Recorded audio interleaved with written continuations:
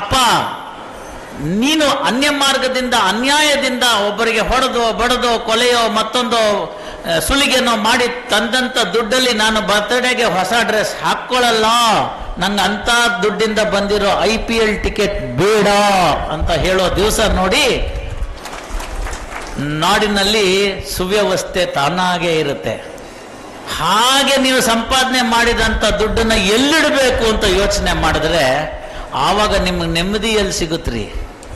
ಎಂತೆಂಥ ಜಾಗದಲ್ಲಿ ಇಟ್ಟಿದ್ರು ರೀ.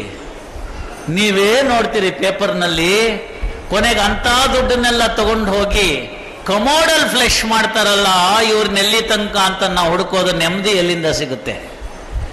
ಹೊಡೆದಿಟ್ಟಿದ್ದ ದುಡ್ಡನ್ನ ನೀವು ಎಲ್ಲಿಡ್ಲಿ ಅಂತ ಬಚ್ಚಿಡ್ಲಿ ಅಂತ ಯೋಚನೆ ಮಾಡೋದ್ರಲ್ಲೇ ಯೌವನ ಅಂತಕ್ಕಂಥ ಚಂಚಲ ಕಳೆದು ಹೋಯ್ತು ಅಂತಂದ್ರೆ ಜೀವನ ಚಂಚಲವಾಗದಲ್ಲೇ ನೀನು ಸ್ಥಿರವಾಗ ಇರುತ್ತೆ. ಯೋಚನೆ ಮಾಡಬೇಕಲ್ವಾ? ಇವತ್ತಿಗೂ ಹೋಗುವಾಗ ನೋಡಿ, ಹುಬ್ಳಿಲಿರ್ಬೋದು, ನಾನು ನೋಡಲಿಲ್ಲ, ಧಾರವಾಡದಲ್ಲಂತೂ ಇದೆ.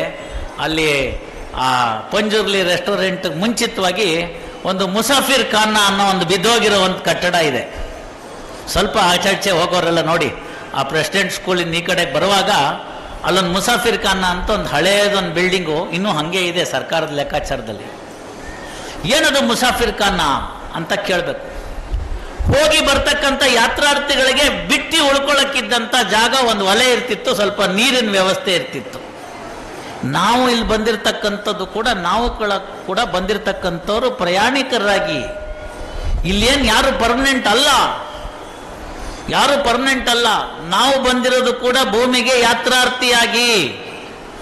ಹಾಗಾದ್ರೆ ಮುಸಾಫಿರ್ ಖಾನ ಇರ್ತಕ್ಕಂಥ ಜಾಗ ಯಾವುದು ಅಂತಂದ್ರೆ ಸಿದ್ಧಾರೂಢರ ಮಠ.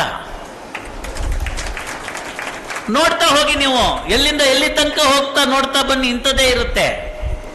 ಯಾಕೆ ಅದನ್ನ ಕೊಟ್ಟಿದ್ದಾರೆ ಅಂತಂದ್ರೆ ಇಲ್ಲಿ ಪರ್ಮನೆಂಟ್ ಅಲ್ಲ ಅಂತ. ಅಲ್ಲಿದೆ ನಮ್ಮನ್ನೇ, ಇಲ್ಲಿ ಬಂದೆ ಸುಮ್ಮನೆ ಅಂತ ಹೇಳ್ತಾರೆ ದಾಸರು. ಬರ್ತೀರಾ ಇಲ್ಲೇ ಇರ್ತೀರಾ ನೀವು ಅಂತ ಇನ್ನೊಂದು ಕೇಳ್ತಾರೆ. ಧರೆಯ ಭೋಗವ ತೊರೆದು ವರಮೋಕ್ಷ ಪಡೆಯಲು ಬರ್ತೀರಾ ಇಲ್ಲೇ ಇರ್ತೀರಾ ಅಂತ. ಏನ್ ತಗೊಂಡು ಹೋಗಿದ್ದಾರೆ? ಇಡೀ ವಿಶ್ವವನ್ನ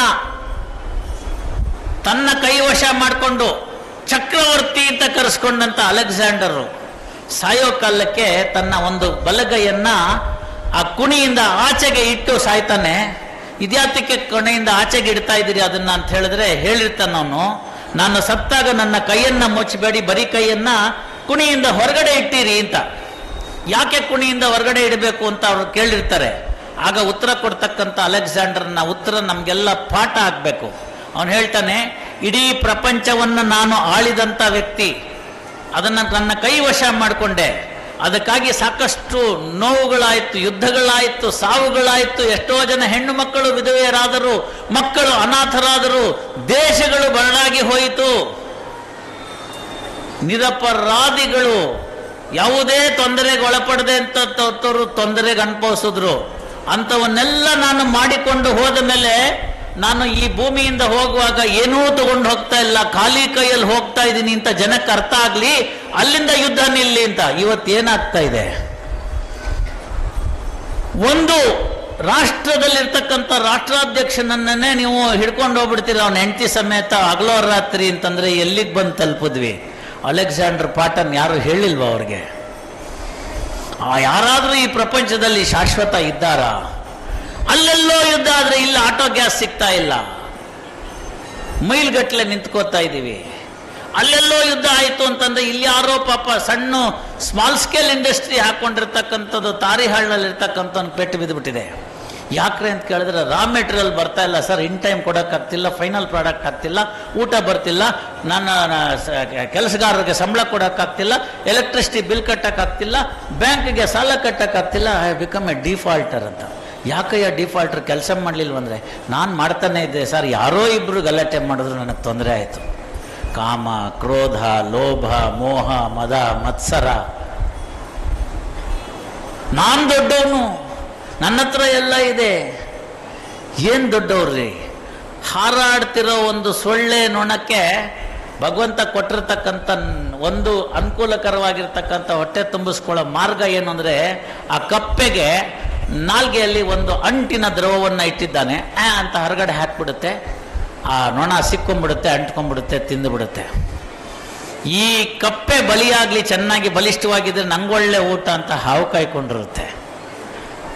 ಆ ಹಾವನ್ನು ಹೊಡೆಯೋಕ್ಕೆ ಹದ್ದು ನಿಂತ್ಕೊಂಡಿರುತ್ತೆ. ಆ ಹದ್ದಿನ ಮೇಲೆ ಭಗವಂತ ಕೂತಿದ್ದಾನೆ. ಅರ್ಥ ಮಾಡ್ಕೊಳ್ಳಿ. ಫುಡ್ ಚೈನ್ ಅಂತ ನಮಗೆ ಬಯಾಲಜಿನಲ್ಲಿ ಹೇಳಿದಾರಲ್ಲ, ಇದನ್ನ ಅರ್ಥ ಮಾಡ್ಕೊಳ್ಳಬೇಕಾಗಿರೋದೇನು ಅಂತಂದ್ರೆ, ನೀನು ಬಲಿಷ್ಠ ಅಂತ ಅನ್ಕೊಂಡಿದ್ರೆ ನಿನ್ನನ್ನು ಹೊಡೆಯಕ್ಕೆ ಇನ್ನೊಬ್ಬಿದಾನೆ ಅಂತ ತಿಳ್ಕೋಬೇಕು. ಯಾವತ್ತು ನಿನ್ನನ್ನು ಹೊಡೆಯಕ್ಕೆ ಒಬ್ಬ ಇದಾನೆ ಅಂತ ತಿಳ್ಕೋತೀರಿ, ಅವತ್ತು ನಿಮ್ಗೆ ಇನ್ನೊಬ್ಬರ ಮೇಲೆ ಕನಿಷ್ಠವಾಗಿರ್ತಕ್ಕಂತಹ ಒಂದು ಕರುಣೆ ಕಕ್ಕಲ್ಲ ತಿನ್ನೋದು ಬರುತ್ತೆ. ಇಲ್ಲ ನನ್ನ ಪವರ್ ಇದೆ ಅಂತ ನಾನು ಬೇಕಾದ್ದೇ ಮಾಡ್ತೀನಿ ಅಂತ ಆದ್ರೆ ಅವತ್ತಿನ ದಿವಸ ನಿನ್ನನ್ನು ಹೊಡೆಯಕ್ಕೆ ಒಬ್ಬನು ಕಾಯ್ಕೊಂಡಿರ್ತಾನೆ ಅನ್ನೋದನ್ನು ಮರೆಯೋದು ಬೇಡ. ಇದು ನಮಗೆ ಜೀವನದ ಪಾಠ ಆಗಬೇಕು. ಅದಕ್ಕೋಸ್ಕರ ಕನಕದಾಸ್ ಹೇಳಿದ್ರು, ಯಾಕೋ ಒದ್ದಾಡ್ತೀಯ, ತೆಲ್ಲಣಿಸದಿರು ಕಂಡ್ಯ ತಾಳು ಮನ್ನವೇ ಅಂತಾರೆ. ಎಲ್ಲರನ್ನು ಸಲಹುವನ್ನು ಇದಕ್ಕೆ ಸಂಶಯ ಬೇಡ ಅಂತ. ಉಡ್ಸಿದ್ ಶಿವ ಉಲ್ಮೇಯಿಸದೆ ಇರ್ತಾನ ಅಂತ ನಮ್ಮಲ್ಲೊಂದು ಗಾದೆ ಹೆಂಗ್ ಬಂದಿದೆ ಅಂದ್ರೆ, ತಲ್ಲಣಿಸದಿರು ಕಂಡ್ಯ ಕಾಳು ಮನ್ನವೇ ಅಂತ. ಬೆಟ್ಟದ ತುದಿಯಲ್ಲಿ ಪುಟ್ಟಿದ ವೃಕ್ಷಕ್ಕೆ ಕಟ್ಟೆಯನ್ನು ಕಟ್ಟಿ ನೀರೆರೆದವರು ಯಾರು? ಪುಟ್ಟಿಸಿದ ಸ್ವಾಮಿತ ಹೊಣೆಗಾರನಾದ ಮೇಲೆ ಗಟ್ಟಿಯಾಗಿ ರಕ್ಷಿಪನು, ಇದಕ್ಕೆ ಸಂಶಯ ಬೇಡ ಅಂತ. ನಿಮ್ಮನ್ನಲ್ಲಿ ತಗೊಂಬಂದು ನೋಡಿ, ಗುಲಾಬಿ ಗಿಡ ಪಾಟಲ್ಲಿ ಹಾಕ್ಬಿಟ್ಟಿದ್ರಿ, ರೋಸ್ ಮಿಕ್ಸು, ಅದ್ಯಾವುದೋ ಮಿಕ್ಸು, ಸಾವಯವ ಗೊಬ್ಬರ, ನೀರು, ಕಟಿಂಗು ಎಲ್ಲ ಮಾಡಿದಿರಿ. ಕಷ್ಟಪಟ್ಟರು ಕೂಡ ಒಂದು ಹೂ ಅರಳಿಲ್ಲ. ಅದು ಎಲ್ಲೋ ಬೆಟ್ಟದ ಮೇಲೆ, ಇಲ್ಲೇ ನೀವು ಹೋಗುವಾಗ ನೋಡ್ರಿ, ರಾಣೆಬೆನ್ನೂರ ಹತ್ರ ಆ ಗುಡ್ಡದ ಮೇಲ್ಗಡೆಗೆ ಒಂದು ಬೆಟ್ಟ ಇದೆ, ಅಲ್ಲೊಂದು ಗುಡ್ಡದ ಮೇಲ್ಗಡೆಗೆ ಒಂದು ಮರ ಇದೆ. ಪ್ರತಿ ಸೀಸನ್ಗೆ ಮಳೆ ಬಂದಾಗ ಚಿಗುರುತ್ತೆ, ಇವಾಗ ಒಣಗ್ಬಿಟ್ಟಾಗ ಎಲೆ ಉದುರಿರುತ್ತೆ. ಯಾರು ನೀರಾಗಿ ಗೊಬ್ಬರ ಹಾಕಿದ್ದಾರೆ ಅದಕ್ಕೆ? ಅದನ್ನಲ್ವ ಹೇಳಿದ್ದವರು, ಬೆಟ್ಟದ ತುದಿಯಲ್ಲಿ ಪುಟ್ಟಿದ ವೃಕ್ಷಕ್ಕೆ ಕಟ್ಟೆಯನ್ನು ಕಟ್ಟಿ ನೀರೆರೆದವರು ಯಾರು ಅಂತ. ಮುಂದೆ ಹೇಳ್ತಾರವರು, ಕಲ್ಲಿನಲ್ಲಿ ಹುಟ್ಟಿತ ಕೂಗುವ ಕಪ್ಪೆಗೆ ಅಲ್ಲೇ ಆಹಾರವನ್ನು ನಿರ್ಮಿಸಿತ್ತವರು ಯಾರು ಅಂತ. ಬಂಡೆಕಲ್ಲು ಅವು ಬಿದ್ಬಿಟ್ಟು ಸ್ವಲ್ಪ ಬಾಣಿ ಥರ ಆಗಿರುತ್ತೆ, ಅಲ್ಲಿ ಮಳೆ ಬಂದಾಗ ನೀರು ತುಂಬಿಕೊಳ್ಳುತ್ತೆ, ಎರಡು ಕಪ್ಪೆಗಳು ಅಲ್ಲಿ ಸೇರ್ಕೊಳ್ಳುತ್ತವೆ, ಮೊಟ್ಟೆಗಳಿಡುತ್ತವೆ, ಟ್ಯಾಡ್ ಪೋಲ್ ಅಂತ ಕಪ್ಪೆ ಮರಿಗಳಾಗುತ್ತವೆ. ಬಾಲ ಕಳ್ಕೊಂಡಿದ ತಕ್ಷಣ ಕುಪ್ಪಳಿಸಕ್ಕೆ ಬರುತ್ತದ ಮೇಲ್ಗಡೆಗೆ ಕೀಟಗಳನ್ನ ಅಲ್ಲಿ ಆ ನೀರಿನಲ್ಲಿ ಕ್ರಿಮಿಕೀಟಗಳನ್ನ ಇಟ್ಟು ಆ ಮರಿ ಕಪ್ಪೆ ಆಗಿದ್ದಾಗಿಂದ ಬಾಲ ಕಳ್ಕೊಂಡು ನಿಜವಾದ ಕಪ್ಪೆ ಆಗಿ ಕುಪ್ಪಳಿಸ್ಕೊಂಡು ಹಾರೋಗೋ ತನಕ ಊಟ ಕೊಟ್ಟಿದ್ದು ಯಾರು ಅಂತ ಕೇಳ್ತಾರೆ. ಕಲ್ಲಿನಲ್ಲಿ ಹುಟ್ಟಿತ ಕೂಗುವ ಕಪ್ಪೆಗೆ ಅಲ್ಲೇ ಆಹಾರವನ್ನು ನಿರ್ಮಿಸುತ್ತವರು ಯಾರು? ಬಲ್ಲಿದನ್ನು ಕಾಗಿ ನೆಲೆಯಾದಿ ಕೇಶವರಾಯ ಎಲ್ಲರನ್ನು ಸಲಹುವನು, ಇದಕ್ಕೆ ಸಂಶಯ ಬೇಡ ಅಂತ ಹೇಳ್ತಾರೆ. ಮತ್ತೆ ಯಾಕೆ ಒದ್ದಾಡ್ತಾ ಇದ್ದೀವಿ? ಯಾಕೆ ಒದ್ದಾಡ್ತಾ ಇದ್ದೀವಿ? ಇವೆಲ್ಲವೂ ಕೂಡ ನಮಗೆ ಪಾಠ ಆಗ್ಬೇಕು. ಅವಾಗೇನಾಗುತ್ತೆ, ನನಗೆ ಹೊಟ್ಟೆಗೆ ತುಂಬಿಸಿಕೊಳ್ಳಕ್ಕೆ ಎಷ್ಟು ಬೇಕೋ ಅಷ್ಟನ್ನು ಭಗವಂತ ಕೊಟ್ಟಿದ್ದಾನೆ ಅಂತ ಸಾಕಾಯ್ತು ಅಂತಂದ್ರೆ, ಉಳಿದಿದ್ದನ್ನ ನೀವೇನ್ ಮಾಡಬೇಕು ಅಂದ್ರೆ ಸಮಾಜಕ್ಕೆ ಹಾಕಬೇಕು ಅಂತ ಹೇಳ್ತಾರೆ. ಆ ಸಮಾಜಕ್ಕೆ ಹಾಕುವಂಥ ಸಂದರ್ಭದಲ್ಲಿ ಬಂದಾಗ ನಮಗೆ ನೆನಪಿಗೆ ಬರ್ತಕ್ಕಂಥವ್ರು ಸಿದ್ಧಾರೂಢರು ಆಗ್ತಾರೆ. ಯಾಕೆ ಅಂತಂದ್ರೆ, ಅವರು ಹೇಳಿದಂಥ ಧ್ಯೇಯ ವಾಕ್ಯ ಕಾಯುವವನೇ ದೊಡ್ಡವನು ಅಂತ. ಮೊದಲನೇದು ನಾವೆಲ್ಲ ಹೇಳ್ತೀವಿ, ಬೇಕಾದಷ್ಟು ಹೇಳ್ತೀವಿ. ಶಿವರಾತ್ರಿ ಸಂದರ್ಭದಲ್ಲಿ ಸ್ಲೋಗನ್ಗಳನ್ನ ಹೇಳ್ತೀವಿ ನಾವು. ಸಿದ್ಧಾರೂಢರ ಜೋಳಿಗೆ ಜಗಕ್ಕೆಲ್ಲ ಹೋಳಿಗೆ ಅಂತ ಅಷ್ಟು ಹೇಳ್ಬಿಟ್ರೆ ಸಾಕಾಗಿತ್ತ ಅಂತಂದ್ರೆ ಅಲ್ಲ, ಅವರು ಅದನ್ನು ತಗೊಂಡಿದ್ರು. ಆ ರೀತಿ ಕಾಯುವವನೇ ದೊಡ್ಡವನು, ಕಾಯಕವೇ ಮುಕ್ತಿ, ಓಂ ನಮಃ ಶಿವಾಯ, ಇವು ಮೂರು ಅವರ ಧ್ಯೇಯ ವಾಕ್ಯಗಳಾಗಿತ್ತು. ತತ್ವ ಯಾರ್ದು? ಸಿದ್ಧಾರೂಢರದು. ಆ ಅದ್ವೈತ ತತ್ವ, ಕಾಯಕವೇ ಕೈಲಾಸ, ಸಮಭಾವ, ಶರಣಾಗತಿ, ಸರಳ ಭಕ್ತಿ, ಇವುಗಳನ್ನೆಲ್ಲ ಇಟ್ಕೊಟ್ಟು ಹೋದಂಥವ್ರು ಯಾರು ನಮಗೆ ಕಾಣಕ್ಕೆ ಸಿಗ್ತಾರೆ? ಹಾಗಾದ್ರೆ ಅದನ್ನು ನೋಡಿದಂಥವ್ರು ತಿರ್ಗಾ ಅವ್ರಂಥವ್ರು ಯಾರು ಮಾಡಿದ್ರ ಅಂದರೆ ನಮಗೆ ಕಾಣಿಸ್ಬೇಕಾಗಿರ್ತಕ್ಕಂಥ ತುಮಕೂರಿನಲ್ಲಿದ್ದಂತಹ ಡಾಕ್ಟರ್ ಶಿವಕುಮಾರ ಸ್ವಾಮಿಗಳು. ಯಾಕೆ ಅಂತ ಕೇಳಿ ನೀವು.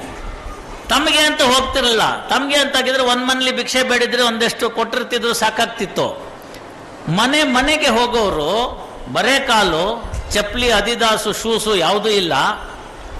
ಬೆಳಗ್ಗೆ ಎದ್ದು ಅಂಗೈಲಿ ಲಿಂಗವೇ, ತುಂಬೆ ಹೂವಿನ ಲಿಂಗವೇ ಅಂತ ಹೇಳಿ ಪೂಜೆ ಮಾಡಿ ಅದನ್ನು ವಾಪಸ್ ಕಾಡಿಗೆಗೆ ಇಟ್ಕೊಂಡ್ಬಿಟ್ಟು ಅಲ್ಲಿಂದ ಸಿದ್ಧಗಂಗಾ ಬೆಟ್ಟದಿಂದ ಕ್ಯಾತ್ಸಂದ್ರ ಸುತ್ತಮುತ್ತ, ತುಮಕೂರಿನ ಸುತ್ತಮುತ್ತ ಎಲ್ಲ ಜಾಗಗಳಿಗೆ ಹೋಗೋರು. ಒಂದು ಮನೆಗೆ ಈ ತಿಂಗಳು ಹೋಗಿದ್ರೆ ಮುಂದಿನ ತಿಂಗಳೇ ಪುನಃ ಮನೆಗೆ ಹೋಗ್ತಿದ್ದು. ಅಲ್ಲಿ ಹೋಗಿ ನಿಂತ್ಕೊಳ್ಳೋರು, ಒಂದೇ ಮಾತು ಹೇಳೋರು. ತಾಯಿ ಅಂತವ್ರನ್ನ ಕೇಳೋರು, ಅಮ್ಮ ಎಷ್ಟು ಮಕ್ಕಳು ನಿಂಗೆ? 2.